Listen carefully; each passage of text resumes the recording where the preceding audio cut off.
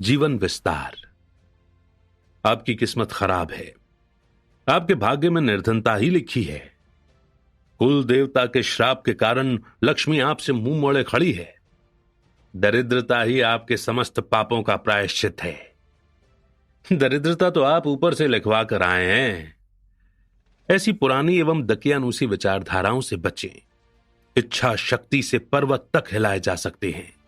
एक पुरानी कहावत है, आप में, मुझ में तथा हम सभी में निहित विचार तत्व जो समस्त निर्माण के लिए उत्तरदायी है, वह आकांक्षाओं को पूरा करने में हम सभी की पूरी मदद करता है। विस्तार निसर्ग की प्रकृति है। विस्तार जीवन का लक्षण है। प्रत्येक जीवित पदार्थ अपने लिए निरंतर विस्तार खोजता है। मिट्टी में डाला जाने वाला प्रत्येक बीज विस्तार की प्रक्रिया के चलते सैकड़ों बीजों को जन्म देता है। विस्तार के क्रम में जीवन स्वयं की संख्या में बढ़ोतरी करता रहता है। जीवन के विकास हेतु यह विस्तार सदैव जारी रहेगा तथा रहना भी चाहिए। बुद्धिमत्ता भी विस्तार विरोधी नहीं है। हमारा मस्तिष्क भी विस्तार पसंद करता है। प्रत्येक विचार एक नए विचार को जन्म देता है। प्रत्येक तथ्य अगले तथ्य को सीखने की प्रेरणा बन जाता है। प्रज्ञा अथवा विजडम की सहायता से ज्ञान एवं प्रतिभा को निरंतर विस्तार मिल रहा है।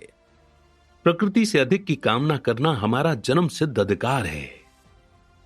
विस्तार हमें अधिक सीखने, करने तथा बनने के लिए प्रेरित करता है। अधिक जानने, करने तथा होने के क्रम में हमें अधिकता को प्राप्त करना चाहिए। अधिकता की प्राप्ति के लिए हमें अधिक सक्रिय रूप से सीखना होगा तथा सीखने के लिए वस्तुओं का व्यवहारिक अध्ययन जरूरी होता है। अमीर बने बिना अधिकता की प्राप्ति कठिन ही नहीं, असंभव भी है। अपार धन संपदा की मानवीय इच्छा के पीछे लंबा एवं परिपूर्ण जीवन जीने की क्षमता को प्राप्त करने की कामना छिपी है। अप्रकट संभावना की प्रदर्शन रूपी अभिव्यक्ति ही कामना का लक्ष्य है तथा कामना को साकार रूप में प्रकट करना ही शक्ति की खोज है। अतः जीवन में पूर्णता के प्रदर्शन के लिए धन की प्राप्ति अनिवार्य है। मूल तत्व भी इसका विरोधी नहीं है। लंबा जीवन जीने की हमारी कामना इसका प्रत्यक्ष प्रमाण है। निर्माण के लिए कामना एक अनिवार्य तत्व है। मूल तत्व आपके माध्यम से विस्तार चाहता है। अतः इसके लिए आवश्यक सभी पदार्थों को आपकी सेवा में उपलब्ध कराना उसी का कार्य है।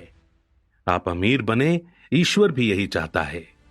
आपके माध्यम से सर्वश्रेष्ठ को प्रदर्शित करना उसका उद्देश्य है।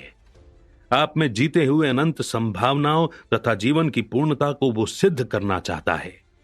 इस महान कार्य में आप भी ईश्वर का सहयोग कर सकते हैं, परंतु इसके लिए सर्वप्रथम आपको अपनी योग्यता को साबित करना होगा। प्रकृति की अभिलाषा है कि आप भी वो सब कुछ पाएं जो आप पाना चाहते हैं। वो आपकी योजनाओं की हितैषी है। कुदरती तौर पर सभी कुछ आपका ही है। सर्वप्रथम इस सच्चाई को स्वीकार करें। आपका उद्देश्य मात्र स्वार्थ से प्रेरित न होकर बहुजन हिताय, बहुजन सुखाय के भाव से प्रेरित होना चाहिए। याद रखें, तुच्छ भौतिक सुख सुविधाएं बटोरना मात्र ही मानव जीवन का उद्देश्य नहीं है, बल्कि महत्वपूर्ण एवं विशेष कार्यों का उचित ढंग से संपादन ही जीवन का प्रमुख लक्ष्य है। कुछ लोग भौतिक, मानसिक एवं आध्यात्मिक स्तर पर समान संतुलन बनाए रखते हुए जीवन निर्वाह करते हैं। जीने का यही तरीका सही है। कुदरती तौर पर हम सभी इस कला में माहिर होते हैं। अभावग्रस्त, अपमानजनक एवं तुच्छ जीवन जीना पशु की तरह जीने के समान है। अतः जीवन में भौतिक सुख सुविधाओं की आवश्यकता से भी मुंह नहीं मोड़ा जा सकता, किंतु स्वार्थ पूर्ति, मानसिक सुख, जग दिखावा, लोकप्रियता अथवा ज्ञान बटोरने मात्र के लिए अमीरी का रास्ता अपनाना पूर्णतः अनुचित है। भौतिक सुख सुविधाओं की प्राप्ति जीवन का एक अंश मात्र है, परंतु जो मनुष्य केवल भौतिक सुविधाएं बटोरने के लिए जीता है, वो अपनी इन सुविधाओं के साथ कभी सुखी नहीं रह सकता। इसी प्रकार मात्र दूसरों की खुशी के लिए जीना, किसी दूसरे के सुख के लिए खुद को मिटा देना अथवा समर्पण की भावना से अत्यधिक आनंदित होना भी उचित नहीं है, क्योंकि ऐसा करने से हमें मानसिक सुख की